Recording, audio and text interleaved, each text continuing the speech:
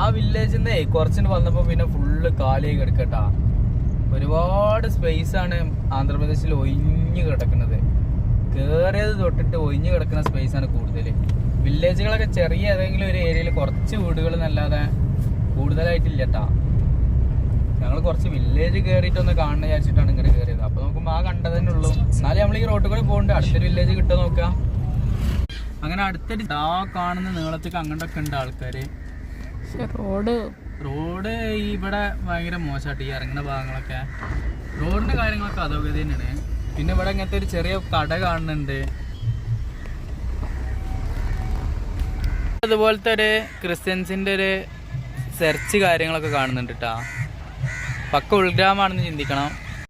ഈ ഒരു ഏരിയ നിന്നായിട്ട് പാട്ട് കാര്യങ്ങളൊക്കെ കേൾക്കുന്നുണ്ട് കേട്ടോ. ഇവിടെ ഒരു ബോർഡൊക്കെ കാണാനുണ്ട്. അപ്പൊ നമുക്ക് ഈ റോഡിന് കുറച്ചാണ് പോയി നോക്കുക എന്താ അവസ്ഥ എന്നുള്ളത്. ഒരു അമ്പലമൊക്കെ കിട്ടാൻ ചാൻസ് ഉണ്ട്. ഇനി ഉത്സവം എന്തെങ്കിലും ഉണ്ടെങ്കിൽ നമ്മളിന്ന് ഇവിടെ സ്റ്റേ ചെയ്യൂട്ടാ.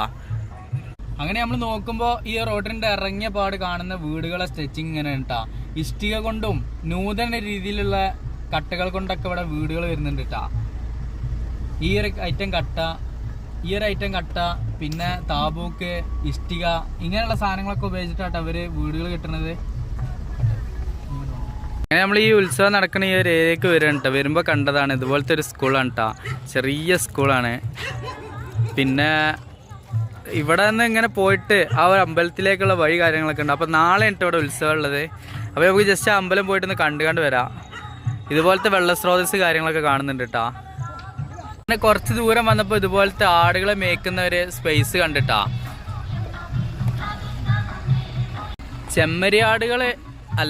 ചെമ്മരിയാടുകളല്ല പക്ഷെ അതുപോലത്തെ ഒരു ആടുകൾ കേട്ടാ.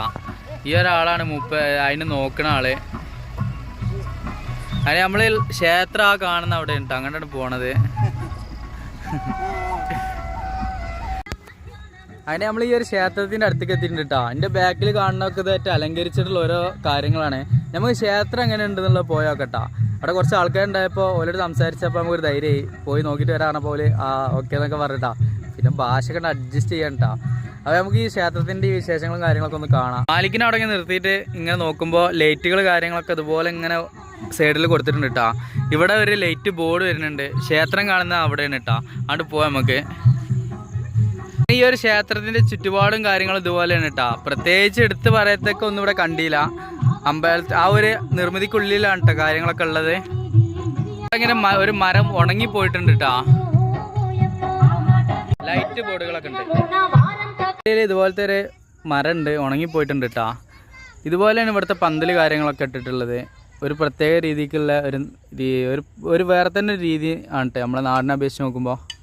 കുട്ടികൾ കളിക്കണമൊക്കെ ഉണ്ട് കേട്ടോ. ഹായ് ടാറ്റ കൂടെ ഹായ്. ഇവിടുത്തെ പോസ്റ്റിങ്ങാൽ വേറൊരു രീതി ഇട്ടാ. ഇങ്ങോട്ടൊക്കെയാണ് ഉള്ളിലേക്ക് ഇങ്ങനത്തെ ഒരു അച്ച് വന്നിട്ട് ഉള്ളിലേക്ക് ഇങ്ങനത്തെ ഒരു കട്ടിങ് ഇട്ടാ.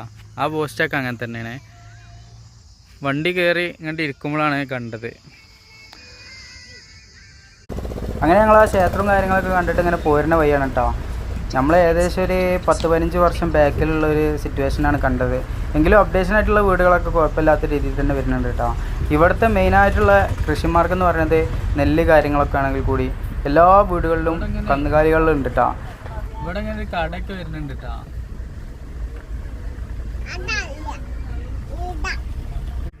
ആന്ധ്രാപ്രദേശിലെ പക്ക ഗ്രാമത്തിൽ കൂടിയാണ് നമ്മൾ യാത്ര ചെയ്യുന്നത്. നമ്മൾ വീഡിയോ ചിത്രീകരണത്തിലുള്ള അഭിപ്രായങ്ങളും നിർദ്ദേശങ്ങളൊക്കെ നിങ്ങൾ കമൻറ്റിലൂടെ അറിയിക്കാൻ മറക്കരുത് കേട്ടോ. അത് നമുക്കുള്ള ഏറ്റവും വലിയ സപ്പോർട്ടാണ്. നമ്മൾ പോയിക്കൊണ്ടിരിക്കുന്ന ഏരിയയിൽ കാണുന്ന കാഴ്ചകളാണ് ഇതുപോലത്തെ വില്ലേജുകൾ, പിന്നെ ചെറിയ ചെറിയ കടകൾ, പച്ചയായ മനുഷ്യർ, ഒരുപാട് പ്രായമായ ആളുകൾ ഇരുന്നിട്ട് സംസാരിക്കുന്ന ഒക്കെ രീതികൾ കേട്ടോ. ഇവിടുത്തെ പുരുഷന്മാരെ അപേക്ഷിച്ച് സ്ത്രീകളാണ് തടി കൂടുതൽ കാര്യങ്ങളൊക്കെ ഉള്ളത്. പുരുഷന്മാർ മെല്ലിച്ചിട്ടാണ് കേട്ടോ. എവിടെ നോക്കിയാലും മെല്ലിച്ചിട്ടാണ്. സ്ത്രീകൾ കുഴപ്പമില്ലാത്ത തടിയും കാര്യങ്ങളൊക്കെ കാണുന്നുണ്ട്. നേരെ ഒരു ആവറേജാണ് കേട്ടോ നമുക്ക് ഫീൽ ചെയ്തത്. വില്ലേജിൽ വന്നപ്പോൾ ഇതുപോലത്തെ ഒരു സ്തൂപം കാര്യങ്ങളൊക്കെ കാണുന്നുണ്ട്. ഒരു മനുഷ്യ നിർമ്മിതി ഒക്കെ കാണുന്നുണ്ട്.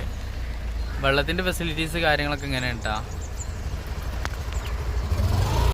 അങ്ങനെ നമ്മൾ കുറച്ച് ദൂരം വന്നപ്പോൾ കണ്ട കാഴ്ചയാണ് കേട്ടോ. ഒരു 10-500 കന്നുകാലികളിലുണ്ടാവും. ഒറ്റൊന്നും മൂക്കുകയർ കാര്യങ്ങളൊന്നും ഇട്ടിട്ടില്ല. ഇങ്ങനെ നിരന്ന് വരുന്നുണ്ട് റോട്ടിൽ. അപ്പോൾ നമ്മളൊന്ന് സൈഡാക്കി കൊടുത്താണ് കേട്ടോ. ഇനി അവർ പോകുന്ന കാര്യങ്ങളൊക്കെ നമുക്കിങ്ങനെ കാണാം. കാള, പിന്നെ പോത്ത് ഇങ്ങനെയൊക്കെ പറയുന്ന ഒരുപാട് എണ്ണാണ് കേട്ടോ.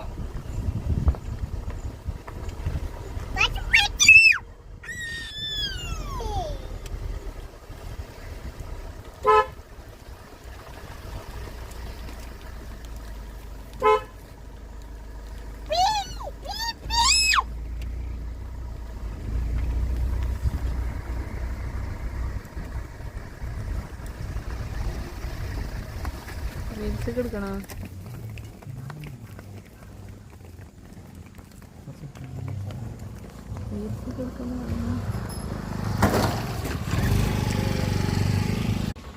ഒരുപാട് എണ്ണ ഉണ്ട് കേട്ടാ. ഇതിങ്ങനെ വന്നുകൊണ്ടേ ഇരിക്കുകയാണ്. പിന്നെ പ്രത്യേകിച്ച് പറയേണ്ടത് വെച്ചാൽ ചില എണ്ണത്തിന് മാത്രമേ മൂക്കയറിട്ടുള്ളൂ കേട്ടാ. ബാക്കി ഒന്നിനും മൂക്കയറിട്ടിട്ടില്ല. നമ്മൾ ഇപ്പോൾ ഉള്ളത് ആന്ധ്രാപ്രദേശിലെ മണ്ണേരി എന്ന് പറയുന്ന ഈ ഒരു സ്ഥലത്താണ് കേട്ടോ. ഇവിടുത്തെ ബോർഡ് നോക്കുകയാണെങ്കിൽ എത്രത്തോളം ചെറുതാണെന്നുള്ളത്. നല്ല പേര് ഇംഗ്ലീഷിൽ എഴുതുന്നുണ്ട് കേട്ടോ. ഇംഗ്ലീഷിൽ എഴുതി കിട്ടിയ വലിയ കിട്ടലാണ്.